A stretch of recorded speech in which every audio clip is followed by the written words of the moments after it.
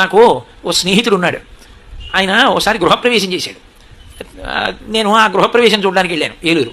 వెళ్తే పెద్ద మేడ కట్టుకుని ఆ మర్నాడు మేడ మీద కూర్చుని నాతో అన్నాడు, ఏమయ్యా సంతోషంగా ఉంది, చాలా పెద్ద మేడ కొట్టావు, ఈత కొలను కూడా కట్టావా ఇంట్లో, చాలా బాగుందన్నాను.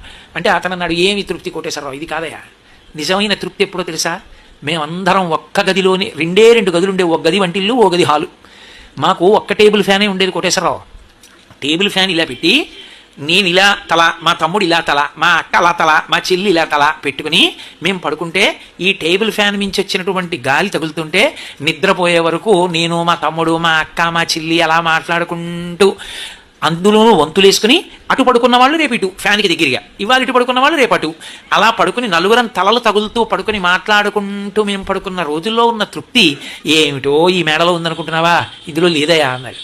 తృప్తి ఏదో ఉండడం వల్ల కాదు, తృప్తి ఇక్కడ సాధారణంగా మనిషి జీవితంలో ఉండే లోటు ఎక్కడుంటుందంటే ఏది పోయిందో అక్కడ తృప్తి ఉందంటాడు.